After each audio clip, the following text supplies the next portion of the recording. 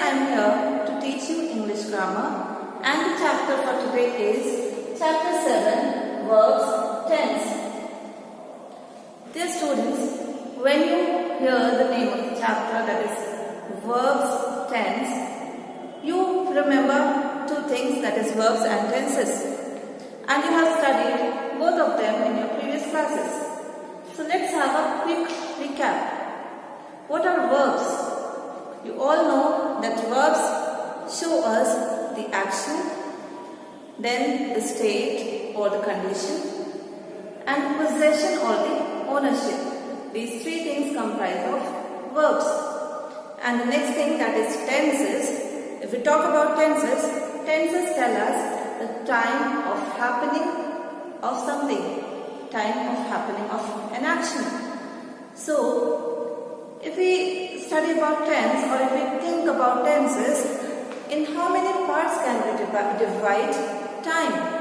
As we said, tenses tell us about the time of happening of something. So in how many types can we divide time? So time can be divided into three parts, that is past tense, something that has already happened; present tense, something that is happening right now; and the future tense, something that will be happening in coming days. So students, can you think of any other time? I don't think so. So we have three times, and that is three types of tenses.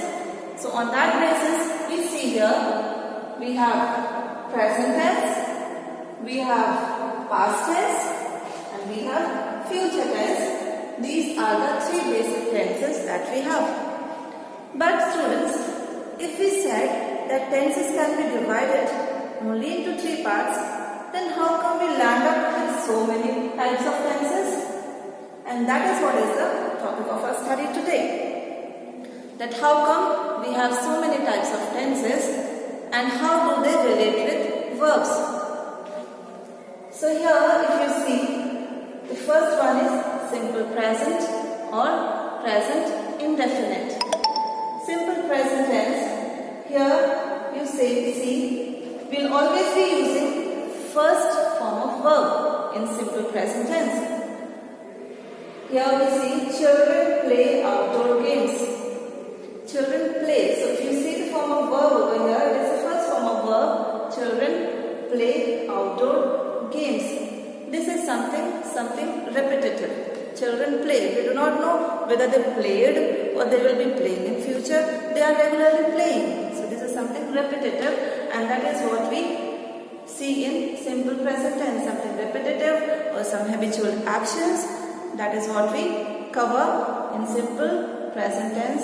Along with that, we cover the facts, the universal truths also, like the sun rises in the east. That is the universal truth. So here we will be using the first form of verb, and sometimes we will be using es or s with these present form of verbs.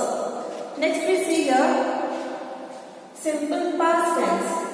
Past tense, as we said, something that has already happened in the past. So here you see, in past tense, the verb changes its form to the second form, that is, it was played, and here we add ed to it, and it becomes played. And that is what is simple past tense. Children played outdoor games. If you come to next one, that is simple future tense. We all know that we use will with future tense. So here you see children will play outdoor games. Next we see the next form of verb is present perfect. Next form of tense, present perfect tense. So here if you see the sentence, children have played outdoor games. Students, with perfect tense, what is the difference between simple present and present perfect? See, perfect tense always tells us about some work that began in the past, and it has been already done in the past. So it is not continuing till now, but it has already been over. So here you children, that is plural subject. With that we will use have. With plural we will be using have. And played. Since I said that the work is already over. So if it is already over, we will be using past tense, that is played. So with perfect tenses, you will always see the use of have and had. Now you see here past perfect.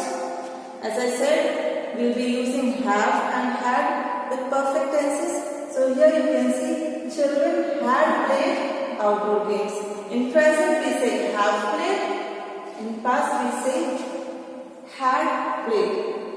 And we had already talked about future, that we will be using will.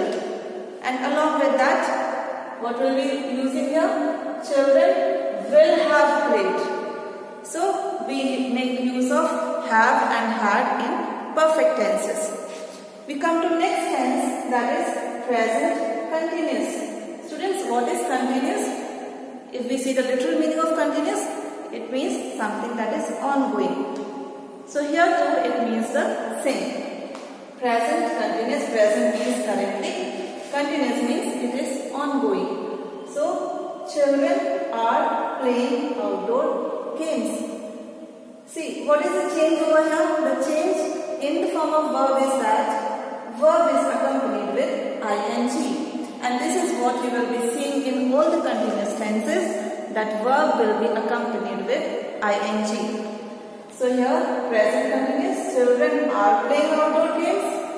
If you see past continuous, children were playing. So are and were, we know the use of are and were. Are we use for present tense and were for past tense. And since we have plural subject, so we will be using are over here, and it is present tense. Here we have plural subject and it is past tense. So it will change to were. Were playing. I already said all the continuous tenses will be made by writing ing form of the verb. So that is were playing outdoor games. We come to future continuous. Children will be playing outdoor games. We already discussed that playing will remain same. Verb will be accompanied by ing form and will, as we always use in future tense. Next students, we come to present perfect continuous. Present perfect continuous tense will always be making use of have and had. As we said, perfect tenses always make use of have and had. And since it is continuous also, so we will be having ing form of verb. So you can see here, children have been playing outdoor games. What changes here is been. So along with have and had, we will be using been to and the ing form of verb. For the past tense, we already know, instead of have, we use had. So children had been playing outdoor games. And the last one, future perfect continuous. Children will have been playing outdoor games. Children will have been playing outdoor games. So, students, this was the basic concept of verb tenses chart. We'll be coming up with next video, and in that we will see what are the rules of framing these sentences on the basis of different tenses. Until then, have a nice time.